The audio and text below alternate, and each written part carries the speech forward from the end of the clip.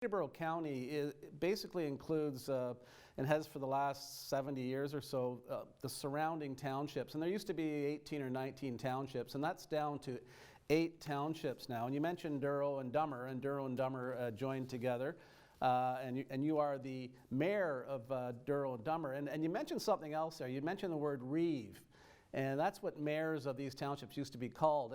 And some of us really kind of liked that, and I'm talking about myself, but I think mayors wanted to be treated with equitable respect as mayors of cities or towns. Was that the reason that was changed? We got rid of that sort of archaic name, but we did keep the warden. But what are your thoughts on that?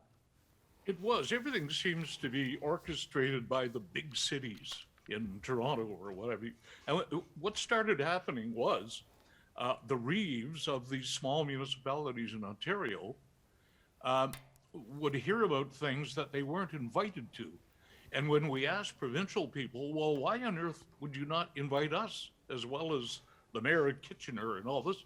Oh, well, no, we decided we just wanted to invite the mayors, not the reeves. They didn't even understand how it was. So everyone decided, well, enough of this, let's call ourselves mayor, and now we get invited to everything.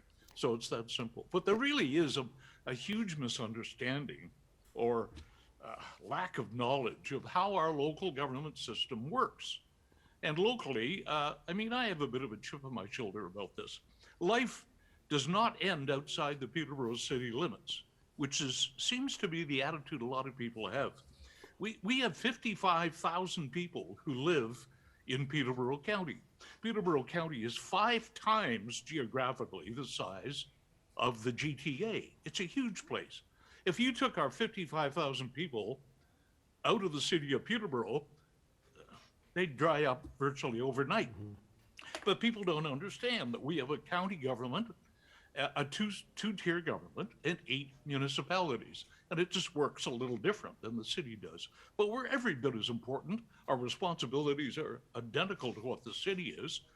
But, you know, to be quite honest, we get kind of pushed to the side a bit, thinking that, oh, well, they're just little guys from the county. Well, nothing's further from the truth, believe me. Well, Warden, you make a very valid point there. I think we get caught up with these geographic and political boundaries sometime. You know, if you're in a room of a gathering, when we could do gatherings in Peterborough, in the city, or if you're in Lakefield or Havelock or Apsley, and you asked if you asked 100 people, where are you from? In my experience, a vast majority, if you're in the city, are people that live outside in the rural areas and take advantage of that. So, and it is, you know, and the average person might, other than paying taxes or their garbage pickup, might not pay a lot of attention. But there's the 8 townships, and each of them has a mayor and a deputy mayor, and those are the people that serve on your county council. Is that correct? That's right. County council is made up of 16 councillors. So each municipality has 2 representatives.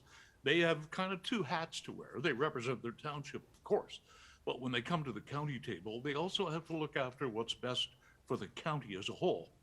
Yeah. So the municipalities have their own responsibilities.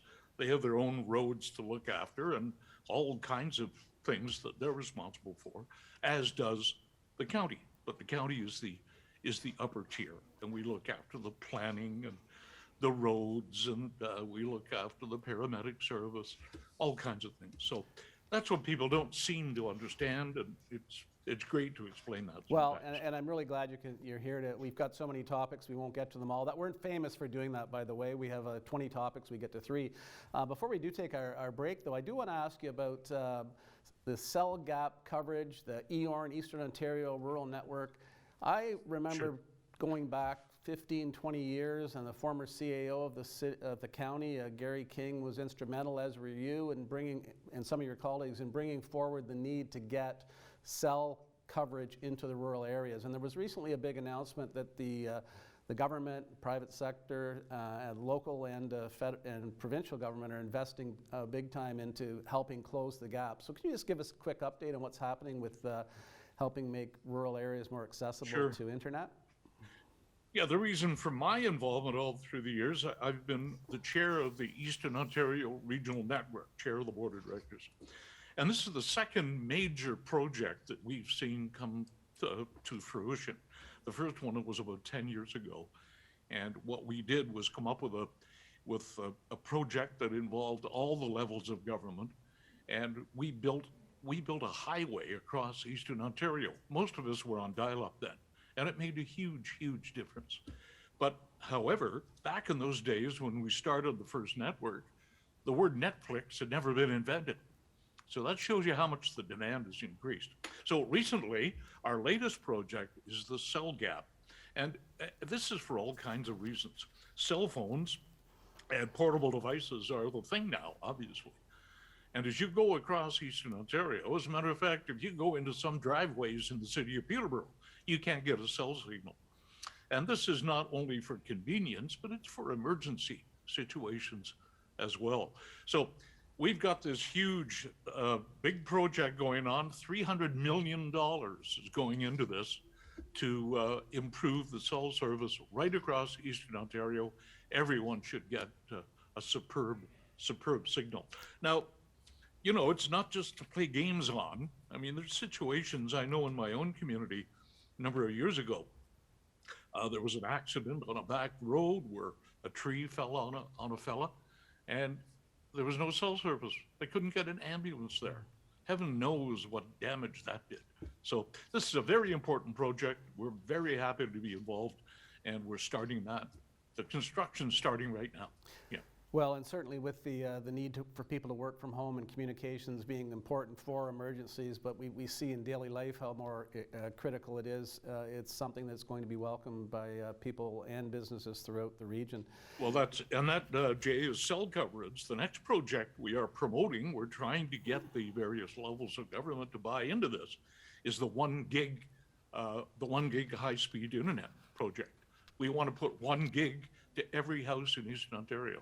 And that's what we're working on now, in addition to the cell gap project. You know, we just got a minute before we take a break, and you mentioned the Wardens Caucus, and that group seems to have built a lot of clout and has an ability to band together your colleagues from City of Kawartha Lakes, I guess, to Renfrew and Prescott Russell and down to Northumberland and everything in between. Tell us very briefly about your involvement in some other projects you might be involved with there. Yeah, Eastern Ontario Wardens Caucus is a group of 13 counties and some separated cities who get together. Our good friend Andy Letham was chair last year. I chaired it a few years ago, so we kind of take turns on that. But it's a great group. We fight for common causes. The federal and provincial governments seem to listen to us because we do our research and we save them a lot of time. We represent something like 750,000 people. So they tend to listen to us. So it's a great group, and we get a lot done. Yeah. Yeah, well, that's great. And you know, we've had Mayor Letham on this show, and our programming goes into Lindsay. So it's good to hear that our two communities, Peterborough County and what used to be Victoria County, now the City of Kawartha Lakes, are working together.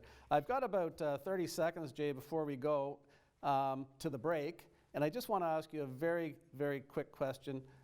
When will the causeway in Selwyn, right across Chemong Lake from Bridgenorth to Ennismore, be completed?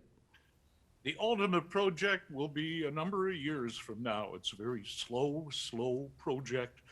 We've got the widening done with the rock fill now, and very soon we're looking at the improvements to Yankee Line.